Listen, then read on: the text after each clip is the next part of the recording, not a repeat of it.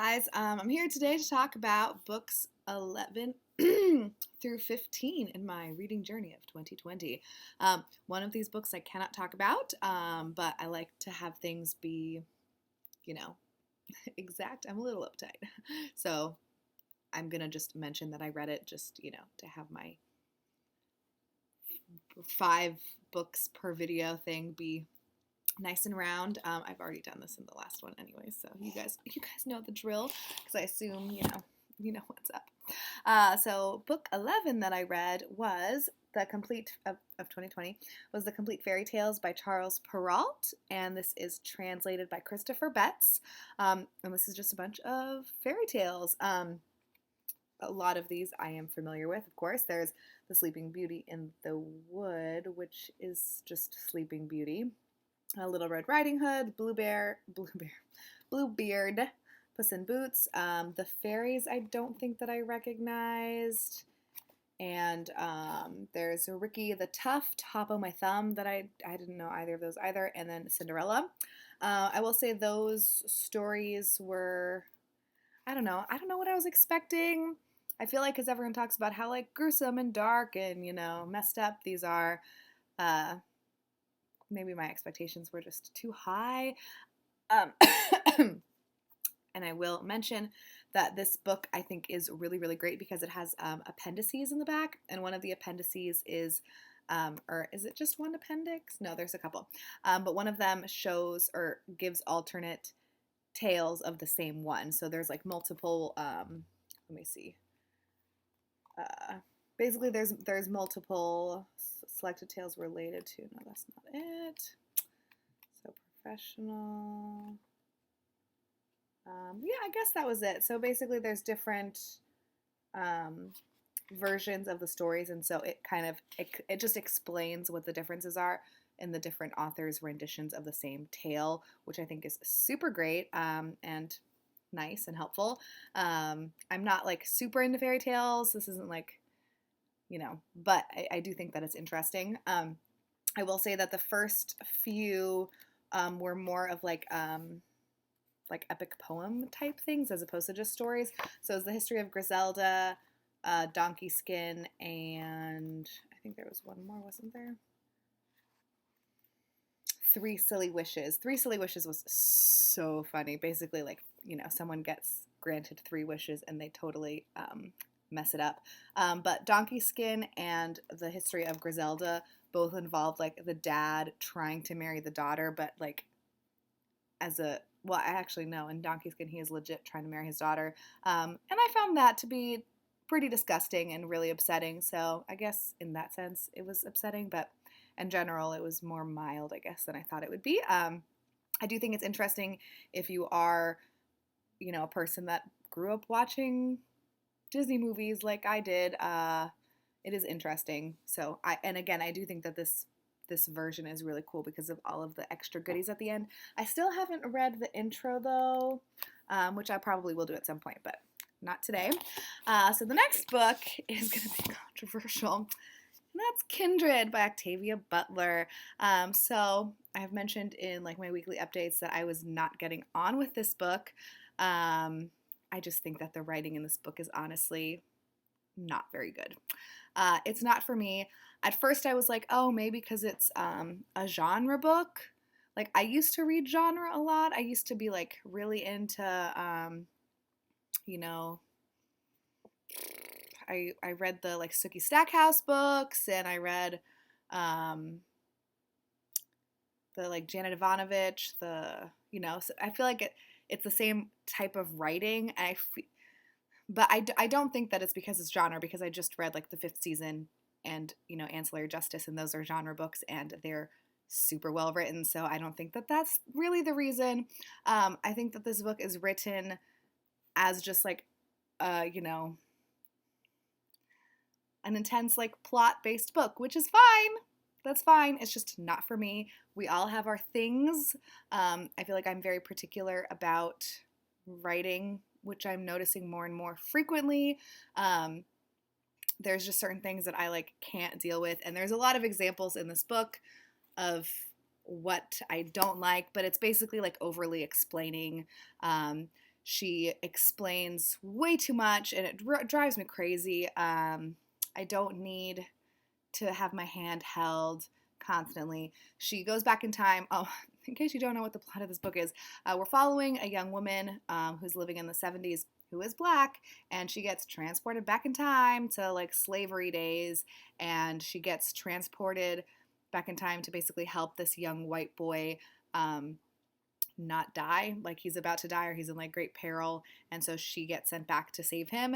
And I thought personally that the plot was just that she goes back in time and like is back in time, but she does go back and forth. So she goes back home, and then she goes back with her like fiance who happens to be white, and so there's like all of these things that happen, and I am really glad that I finished the book.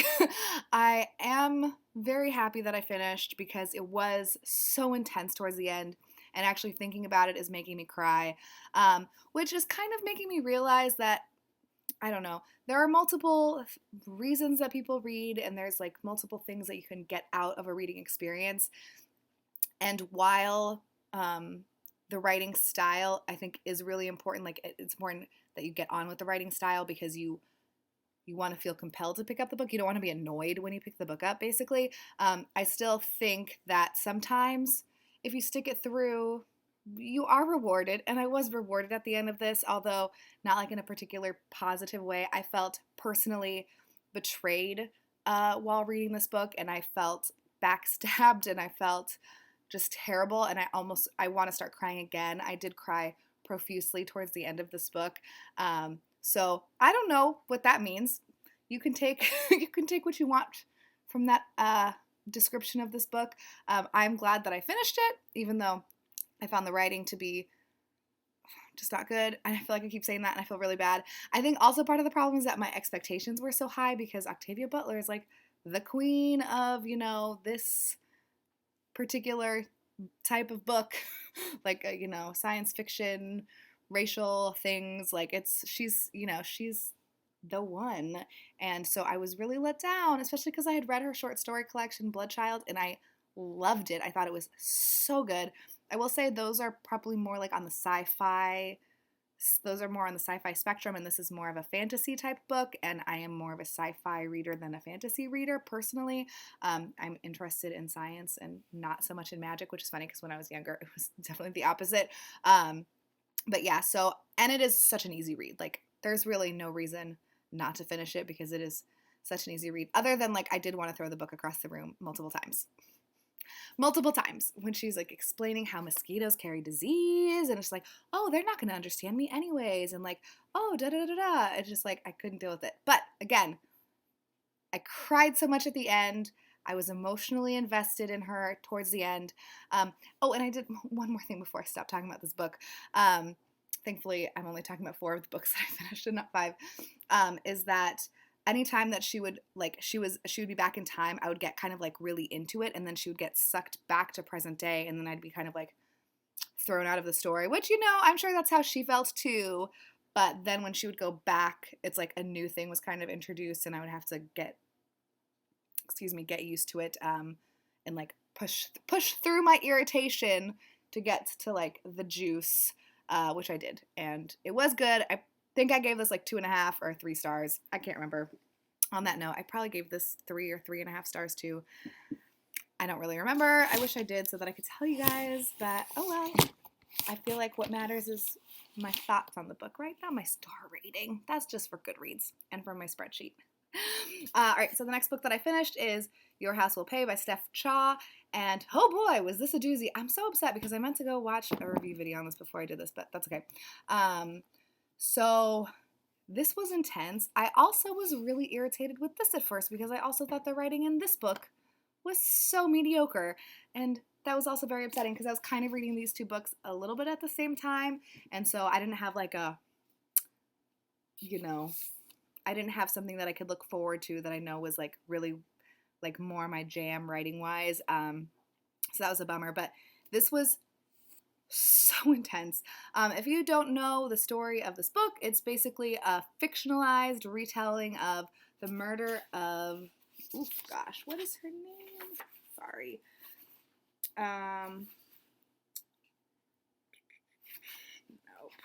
Latasha Harlins. So let's see, 15-year-old Latasha Harlins that walked into a basically like a deli, a liquor store, and she was shot and killed by the Korean woman that was working. So this is like so intense.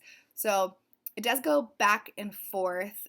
Most of the story is set in present day, and it is like very present day. This was written last year, and it has a lot of like, um, you know, like it references a lot of like, young black men being killed by the police. I think like there's one kind of story, I can't remember what his name is, but there's a young man that's murdered, and so there's like a rally for him and like all of this stuff, and it's very topical in that sense. But it does go back, and so there's a few chapters only that kind of like give you what happened back in the day when this young girl was killed. In the book, her name is nope. Oh my gosh, I'm doing something bad in the kitchen right now. This is terrible. Okay, her name is Ava. So Ava and then her brother Sean go into a liquor store, and then the woman thinks that she's trying to steal a bottle of milk or something, so then she shoots her and kills her. And it is all the repercussions between the two families in present day from that thing that happened it was basically like during the riots of LA. And it's just so fascinating to me how complicated this is, because like, was that woman's intent to murder a person? No, she did not set out that day thinking, I'm gonna go try to kill me someone, but she did. And she did because she was afraid, because the girl had like a blue cap on, so she thought she was a gang member. She thought a child was a gang member, whatever. So she did this horrible thing, and she didn't get any jail time. She got like probation or whatever. And again, this is based on the real woman that this is based on did not get any jail time. But you're like looking at her daughters, and so like present day, she's got a daughter that has no idea that this happened, and she's like, it's just her mom that she loves, and it's like, it's so complicated. I think this book should be required reading for everyone, especially high school students, I think, because I feel like that would be when, I don't know, it's most impactful is not the right word, but I feel like this should be required reading in high school instead of like, I don't know, I can't think of something else, but this should replace something, because it shows how complicated things are. I can't even really describe it to you, because it's insane. Like, people, I don't even know, I can't even really talk to you about it. Like, you just have to read the book. It's really intense. I don't think that it like skews in any one way. Like, it's just showing what happened, how each person is so complicated, and how like it's intense. I have no words to describe. I really think that this is a must read. I think I gave this 4.5 stars. And I probably only dinged it the half star just because the description of like what happens, like when we first start the book, where like, young Sean and his young sister Ava are like, doing this, and Sean's trying to be like cool, like his, older sister and stuff. And it also shows like all the horrible stuff. Like, I mean, Sean ends up like doing some bad stuff because he's traumatized, like his whole life shattered in that. I'm gonna start crying. Read this book, y'all. I know it's in hardcover, so that's fine if you want to wait till it's a paperback release, but like, y'all need to read that book immediately. And then I read Good Talk by Mira Jacob, and this is a graphic memoir, and it is so, so good. I feel like anything that I say now I'm just like, excuse me. This is just because that was so emotional. Like, thinking about that book makes me really emotional. But this is also so, so, so good. I probably gave this like 4.5 stars also. I don't really remember. But this is just, Mira Jacob. She is, I think, Indian, like of Indian heritage. And she marries a Jewish man, and so they have a child that's biracial. And so it goes back and forth like between like different things that have happened in her life with regards to race, and like how she's been otherized by stranger and family alike, and like her relationship with her young son growing up in this like really turbulent time, so all the horrible crap that's happening, and like talking to him and like how do you talk to a kid about things like that, and how do you make them like not feel hopeless or disillusioned, but like also come to like the realities of society. It's like a really tricky thing. I thought this was phenomenal. I also think that everyone should read this. It is a pretty quick read, so I guess like I understand like cost of things, but it is a piece of art too. This is the most original graphic memoir that I've ever read. It's very sparse but very impactful. All of the people have like their stock kind of photo, and then she puts it on different photographic backgrounds. So like, you know, each person has their own. So like she at this time period she looks the same in like each of these drawings, you know, and then the text bubbles. It's just it's a work of art in my opinion. So I do think that you should go and buy it personally. But I understand if you don't want to. Go check it out from your library, please, please. It's so good. It is $30. Okay, I'm really lucky because Jake bought both of these books at Wordstock this year, so I lucked out. But yeah, please read this. It was so, so good.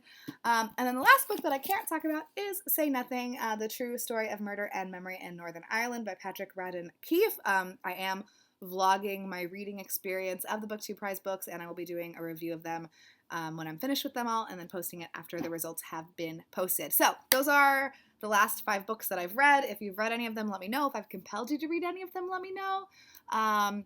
If you have differing opinions on things, let me know. If you think that I'm being too judgmental about Octavia Butler's writing, let me know.